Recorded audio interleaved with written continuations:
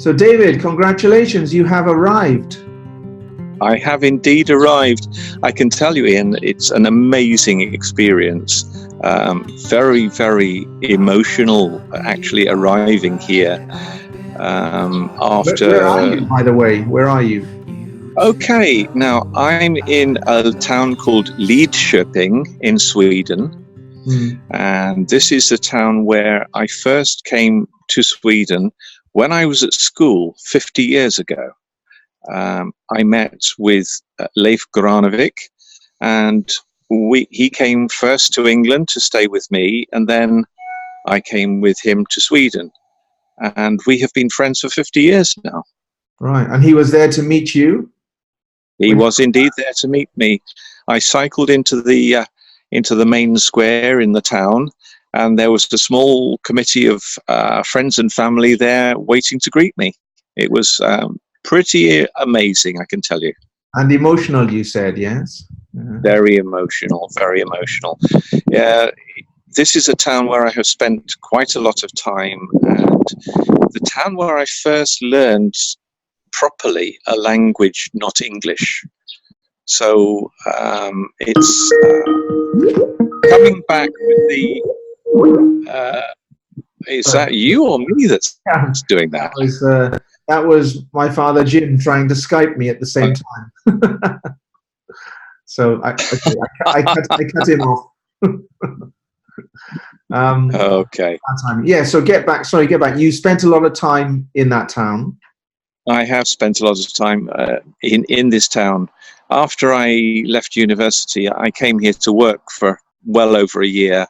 And in that time, I found I needed to speak Swedish to be part of what my friends were doing. Yeah. So it was a big inspiration and a big drive to learn the language. Is it a difficult language? I would say yes and no.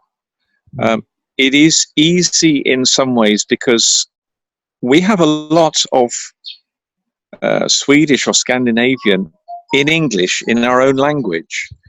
So there are connections which I can make to be able to understand what people are saying. But the pronunciation and the grammar is quite different. So that part is harder. So you have to listen hard to hear the words, but eventually your ear becomes used to the language. Yeah. So listening is a big key to learning the language. Do a lot of people speak English in that area, or? A lot of people speak English. Quite a lot of people speak English and are very, very shy to use it. But quite a lot of people do not speak English. Today, I went to have a haircut, as you might have noticed. And the barber, I think, is from Turkey. And he's moved from Turkey to Sweden. So he speaks Turkish and Swedish, but not English. Right. So I had to speak to him in Swedish. So you went for a haircut and he gave you a Turkish bath? No, but I must say it was he was very, very efficient and good barber. He did my hair and my beard and my eyebrows and everything, and including using the razor on the bits that need tidying up, and very good, very good. Good. So give me some stats. How far, how many countries, how long has it taken? And is it Midsummer's Day today? Okay, let's go to the last question first. Midsummer's Eve is actually tomorrow. Right. The Midsummer's Day is on Saturday. And that was your plan to arrive around that time, wasn't it? Right. So I actually came here a few days earlier, which was nice because actually arriving on Midsummer's Day would have been difficult. because it is a holiday here, and everyone tends to go out to the lake to have a party. Yeah. So I arrived in good time, having covered just under 2,000 kilometers. Right, 2,000 kilometers. Yeah. 2,000 kilometers. I started my journey on the 5th of May. So it has taken me just over 6 weeks. I think that makes it about 43 days, 44 days that I've cycled. Right. On the journey, I've had some days off, because actually cycling between 28 and 85 kilometers each day with an extra load of, say, 25 kilos on the bike, it's quite hard work. Yeah. So yes, I've needed to have some rest days, and even on those rest days, I've probably jumped on the bike and gone for a little spin around, because it's an easy way to go and see the place where you're staying. Yeah. Well, you must be quite fit now, yeah? I think I'm quite fit. I think in total on the journey, I have lost 1 kilo. 1 kilo, that's not a lot. No, I haven't. No, so I must have been eating quite well, but my building muscle, maybe, yeah. Yeah, well, my belt is at the tightest notch it will go now. Oh. And yes, I feel very fit, very fit. I lost mostly around my waist. Yeah. But my trousers are still quite comfortable because I think I built muscle in my legs and backside. Yeah, yeah. Did you have any body problems, injuries, pain, or? I've had the inevitable pain in the neck. Everyone I speak to who cycles talks about aching neck and aching shoulders. It's kind of part of the contradiction of a cycling posture. In order to cycle efficiently, your head is looking down. But in order not to crash into things, you need to look up. So you are constantly making your neck into an awkward angle. Yeah. So that tends to build up stress as the day progresses. No saddle rash? Not specific, not significant. Not significant. I think I must have had a decent chamois. Yeah, obviously you're wearing proper cycling shorts, chamois, yeah. Absolutely, yeah. So, yeah. And a saddle which obviously suited. It's not a racing saddle. It's a saddle that's designed for distance, not commuting.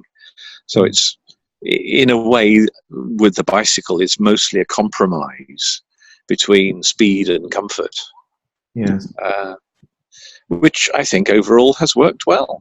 It's 2,000 kilometers, and interestingly, no punctures. Well, that's amazing. No punctures. Yeah.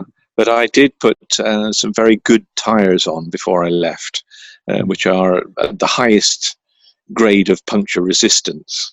So that was worth doing. Yeah. And how about the bike? Any problems with that? Oh, there have been some problems along the way. Nothing much. I've had to adjust the gears because some days the gear change was being a little bit awkward.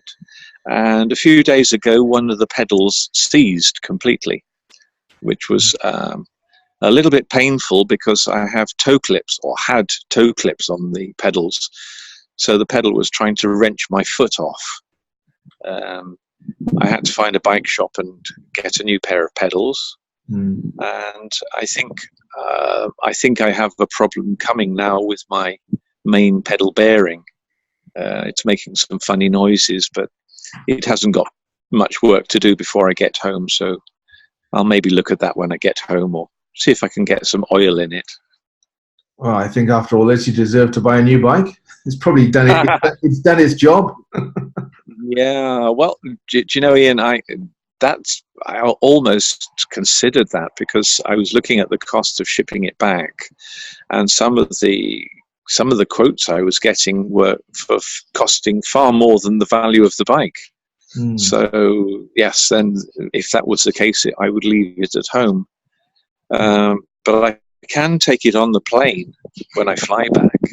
And I've been to a bike shop today and got a carton. They have bikes delivered to them in. So I can now pack the bike into a carton and take it on the plane with me. So yeah, that and then when it gets back, it will have a good overhaul. Yeah, yeah, sounds good. So how many countries have you traveled through? How many countries? I think it's 7, Ian. I started in England, Yeah. and then into France, into Belgium, into Holland, which is also known as Netherlands, and then into Germany, into Denmark, and then into Sweden. Right. I have been on quite a lot of ferries. I thought the only ferry would be from England to France, and then a couple of ferries in Denmark. But actually, some of my route took me across river ferries in Germany. There was a ferry to come across the North Sea Canal in Germany. It's also known as the Kiel Canal. Right. It's a canal which takes ocean-going shipping from the North Sea across the Jutland Peninsula in Germany into the Danish Sea, into the Stora Belt, which is it cuts off a lot of journey times for shipping to get to the Baltic Sea, so to Russia, to Finland, to Latvia and Lithuania, Poland. So it's a very international area. And then I have been out on the west coast of Sweden and north of Göteborg, Gothenburg. There are many islands, and so they have ferries to connect the islands, so you can drive from one island to another. And that's lots of fun with a bicycle, because you can always jump the queue. You always get on the ferry. Right. And what would you say is the most beautiful place you've ridden through? I think the most beautiful part has been the west coast of Sweden, and then actually the run into Lidköping it's not dramatic scenery, but it's very, very attractive, and it of course it feels like home to me. Yeah. Well, tell us about some interesting any incidents that happened on your. Did were you attacked by gorillas or bears, or any interesting incidents? I've been remarkably lucky. I've had a few near misses with on junctions where I was crossing a junction on a green light and a car came straight across in front of me, and I nearly put my head through the window. But mostly I've been quite lucky in that respect. But I have met a lot of people along the road.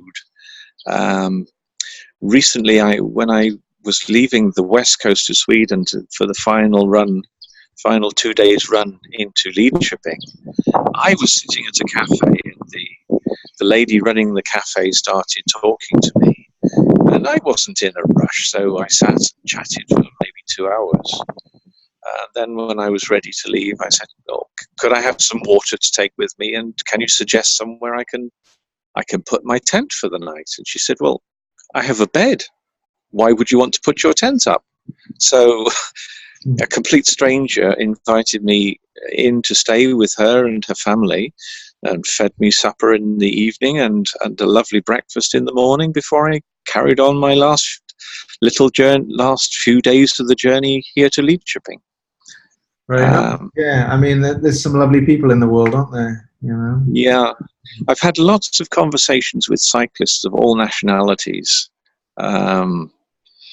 So some cyclists, you can always tell the cyclists who are head down and covering as many kilometers as they can. Some of them don't even acknowledge you or smile.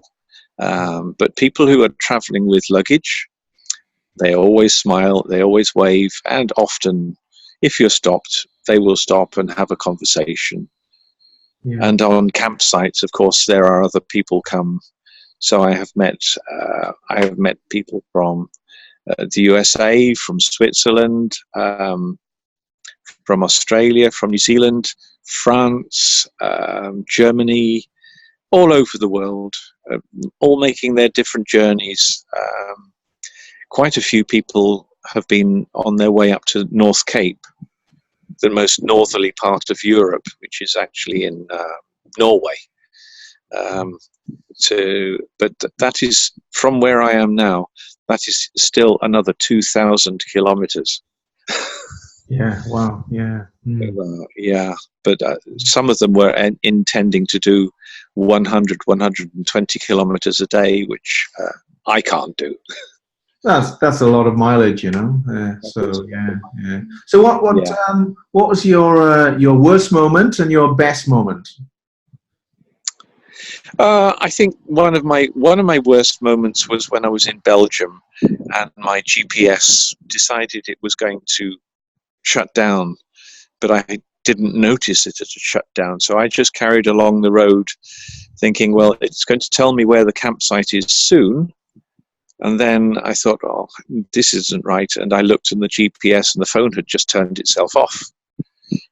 And so I looked to see how far the campsite was, and I had missed it by 16 kilometers.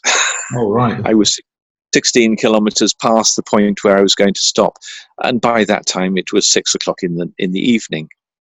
Yeah. So I was looking for somewhere to stay, and I thought I went into a bar and asked people, and no, I don't know anywhere around here. And then I spoke to someone. He said, oh, there's a monastery just over there. Why don't you go and ask them? But I think it was a silent order, and they didn't answer the door. So they were having none of that. Right? They were having none of that, and it was starting to get dark, and I was starting to feel a little bit worried. And I cycled out of the village, and there were some people riding horses, and I thought, I will go and ask them if they know somewhere I can put a tent in a field. And so I went to the farm, to the horse stables, and asked one of the girls who had just brought her horse in, and she said, oh, just one moment, I will go and ask the owner. And so a few moments later, the owner came, and he said, oh, it's not a problem, I have space for you. And he showed me a field shelter for horses. He said, you can put your tent up here, it's clean, it's dry, and there's a toilet over here, and you can get water there, and help yourself.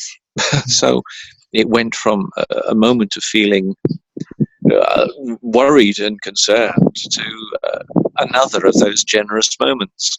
Yes, nice. Yeah, good. And best moment apart from riding in, yesterday to the village. Oh, so many, and I have on my travels, I've been writing a journal every day. And at first it was just simply, today I have covered so many kilometers, I have been here, I have been there. And as the journey has progressed, I'm writing more about the people I meet and the feelings I get. The whole journey, the whole feeling has become more and more as I have progressed. Best moment? Oh, there are so many. I think probably the best moment was, excuse me, this is a little bit, just makes me feel emotional to say, but when I saw the signpost to say, I'm coming into Lidköping, wow, that was something that really felt so good. And it still feels good. And I think for the rest of my life, that moment will always feel good. Yeah, great, yeah. And I heard you made the front page of the paper. Yes. There was a committee to meet me in the square, and the paper sent their photographer. And the following day, there was a small photo of me on the front page and a half a page article with a photo on the back page. So I am famous in Lidköping. Well, lovely. That's good. And so what's your plans? What's your plan now about how long do you stay there? When are you flying home? Okay, well, we're coming up to midsummer, and of course that was my target to be here. So midsummer we have there's a big family party. So there are Leif's brother and sister and their children and their grandchildren all meeting together. And then after that, I'm going to be meeting up with other friends and family that I haven't seen for many years. Then towards the end of next week, Karen, your sister, is coming over to join me for just 2 days. And then at the end of next weekend, we fly back to England. All right. Okay. I didn't know she was coming over. So Yeah, she's coming over at stupid o'clock in the morning on Friday next week, and then we fly back on the Sunday. Right. So I have another 9 days here, I think. So I have time to cycle around some other places. Time to go swimming in the lake. You know, there is a lake here at the town, and it is so big you cannot see the other side of the lake because of the curvature of the earth. Oh, that's a big lake. Yeah, a big lake. It's a big lake. Yeah, it's the second biggest lake in Europe, and I think the biggest lake is Lake Baikal in Russia. Right. And what's the water temperature like? It's about 16 degrees, 17 degrees. It depends where you go. It's not too bad this year. It's quite warm. Yeah. It looks warm. Mind you, it may be a little bit colder today because. Yeah, but it may be a little colder today because yesterday we had a hailstorm with about 25, 30 millimeters of rainfall in 1 hour. And there were hailstones 50 millimeters in diameter. I saw your Facebook page and the videos. Yeah, amazing. Yeah, the grass was white. It was amazing. Yeah, and today it looks so beautiful. Yeah, the sun is shining. But when we have finished this conversation, I am helping Leif because the hail has taken leaves and branches from the trees, so we must tidy the garden so that the grass can be cut. Right. Leif has one of those little machines that goes out and cuts the grass all by itself. But they can't. No, it's actually it's Husqvarna, which is a Swedish brand. Husqvarna is actually a town not far from here, where they started making all sorts of things, including chainsaws and refrigerators. And I think they even started trying to make cars at one time. But they certainly made motorcycles and mopeds. Right. So a robot that cuts the grass. Yeah. I could do with one of those. Yeah. So anyway, David, so you got at the moment, the sound is going very. Yeah. At the moment, you're breaking up quite badly. Okay. Well, are we okay now? Hello? Yeah, it's come back again now. Okay. All right. No worries. So yeah, I can hear you. Okay. Okay. You got the bug now. So do you have your plans to do something else? Not yet, but several people on Facebook have asked me what I'm going to do next, and I must confess, my answer is I don't know. Not never again. In fact, probably again, but who knows? Part of me would like to continue up the west coast of Sweden to Norway. There is another path that I would like to follow. It's actually a pilgrimage path. Remind me to come back to pilgrimage, Ian.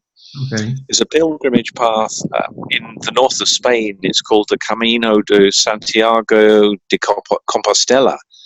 It's the way of St. James, and it's a route which follows more or less along the north coast of Spain to a town called Santiago.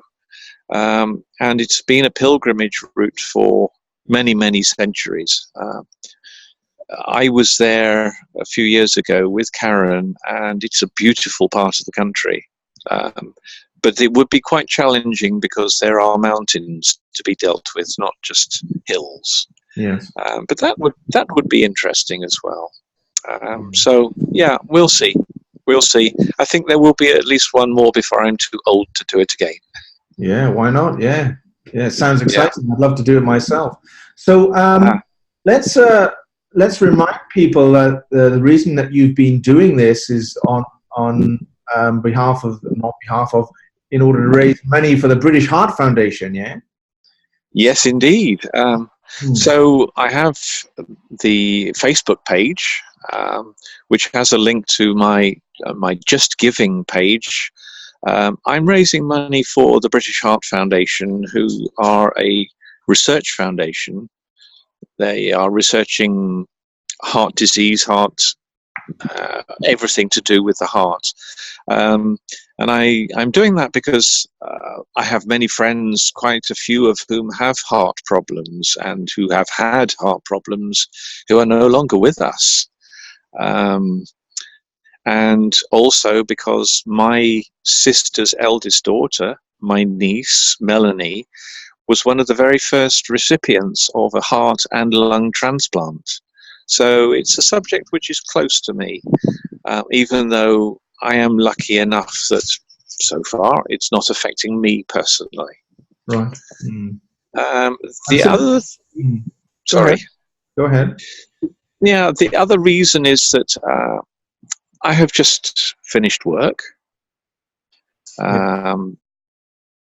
Being quite hard and stressful, and it was a way of actually detaching myself. In Sweden, they have a word avkoppla, which is basically to unplug yourself. Right. So unplug yourself from the strains and the stresses and all the problems of your life. And so to cycle is almost like a form of meditation, where when you're on the road, your body is working and your mind is able to drift. You don't have to use all your mind to steer the bicycle, and so part of your mind can escape, can be free, and it's almost a Zen experience, and so it's very healing. So not only is it good physically for my body, but it's been very healing for my mind as well. Now, I mentioned the word pilgrimage, Yes. and that's really connected. When I was talking with someone somewhere, and she said to me, you're peregrine. Now, peregrine is a word we use in England for a bird, the peregrine falcon. And I thought, I don't understand why you said that. And so I thought nothing of it at the time. I just put it down to language. She was Dutch, I think. And then I was looking on a signboard on a nature reserve, and it said that they had birds there, and they were called the pilgrim falcon. Right. So peregrine is also the word for pilgrim. And she said, you are pilgrim. And that was what I was doing. Yeah. Yeah. Right. Yeah. So it's a pilgrimage to find yourself. Pilgrimage isn't all about religion. It's actually about, though that is such a big part of it, but you can be a pilgrim for yourself, just to find yourself. And that is what I have been doing. That's great. Yeah. And I'm very interested in what you're talking about as well, with regard to kinds of breathing and meditation and Zen. Living here in Japan, that's quite a big thing. So I can relate to what you're talking to, and you're obviously feeling a lot better after your trip. So it's been a healing, if you want to call it a healing process. But yeah, I think it must feel good. Yeah. Yeah, I think very much a healing process. I feel that over the last few years, everything has been so busy and complicated, not been able to really express my emotion. And now I can. And sorry, sometimes I'm a little bit tearful because I feel so much.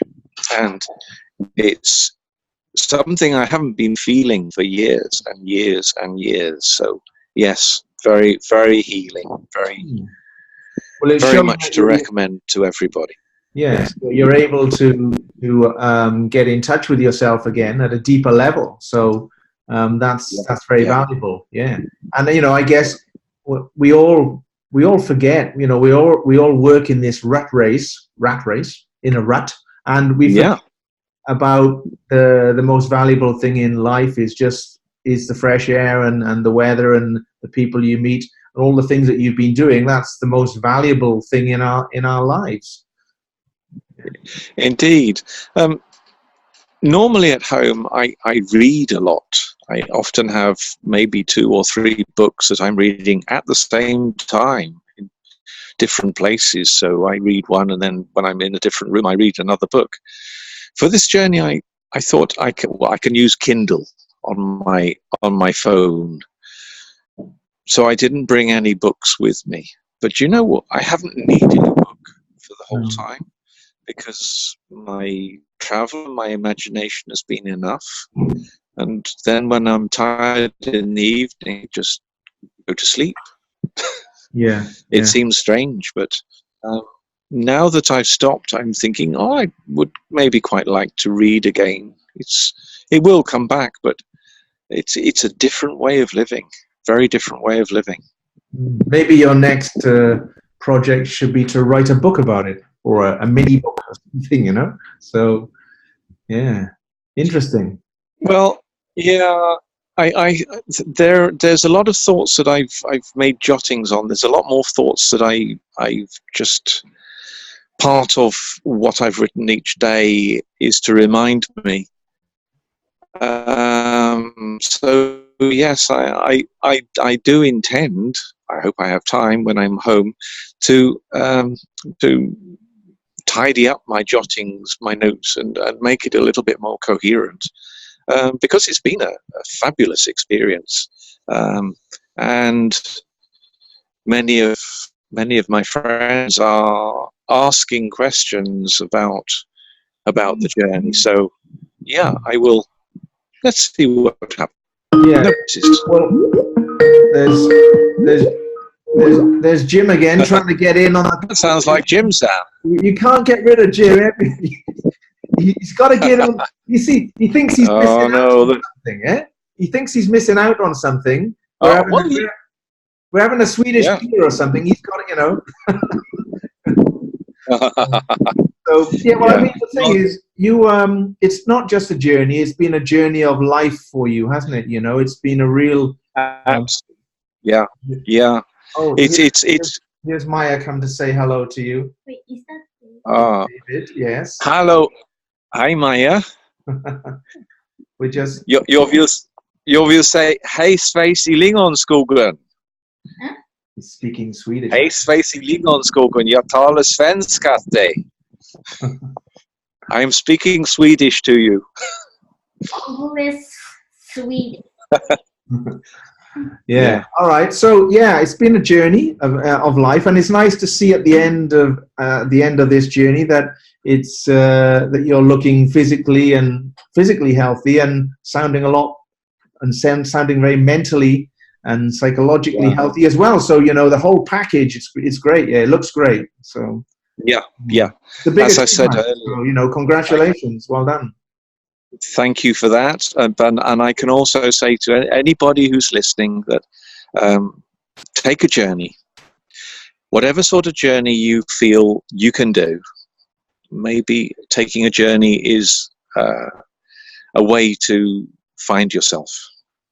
Yeah, exactly. I think so. Yeah, and especially on your own, get out on the road on your own. And a lot of us, I think we learn a lot from trying to find ourselves, because we get lost over the years. So it's good to bring it back Yeah. Yeah. And just to finish up then, I mean, although you finished, there's absolutely no reason why people cannot continue to donate to your fund. Yeah. Very, very much so. I would be very grateful if people can continue to donate to the fund. And I've been quite surprised because the last time I looked, I suddenly had donations from Denmark and from Germany. And I know there are people here in Sweden who are also going to donate. And then I have messages from at home that when I get back, people will be donating when I have completed the whole journey and I'm back home. So we're definitely not closing the book yet. Right. Great. Good. Yeah. And the more people we get to share this this video, the better. Yeah. So good. Absolutely. Absolutely. Right. Well, I'm going to let you get back to a Swedish beer or whatever you're drinking. Okay. Yeah. I've been drinking coffee but I might be having a beer shortly. Yeah. What time is it? It's lunchtime, is it? I've just had lunch. Right. Yeah. So it's time for a drink. Yes. Well, Ian, it's good to talk to you. I'm going to be here for, as I say, about another 8 or 9 days. So if you want to talk again before I leave, yes, that's fine. Or if you want to talk again when I'm back in England. There is a lot more to think about. It's really nice to have these days here at the end of the journey when I haven't got to rush anywhere. Yeah, I can sit down and just let things gradually mull through my mind. Well, maybe we'll have a chat when Karen's there then as well, and could do that. Yeah. We could do that indeed. Yeah. All right. Enjoy the rest of your day, and again, congratulations on a wonderful achievement. Yeah. And we'll speak again soon. Yeah. Thank you, Ian. Thank you. Thank you. See you later. Okay. Bye-bye. I'm gonna be alright. I've been caught in time. I want you to know that I love you so.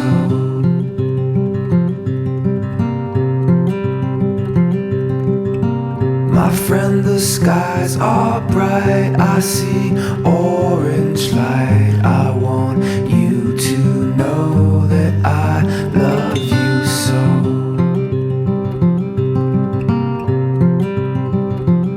And I feel like gold. And I love you so.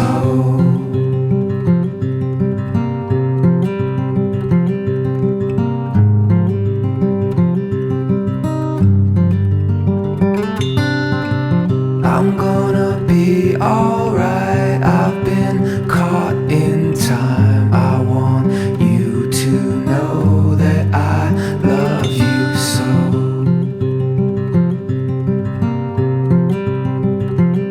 And I feel like gold. And I love you so.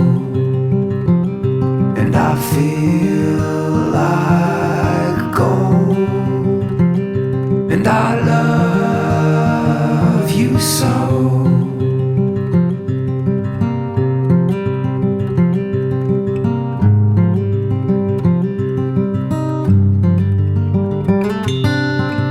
I'm gonna be alright. I've been caught in time. I want you to know. I think over the years you lose the ability to feel and to actually find that is back again, that you know there is a lot in the world that makes you feel happy.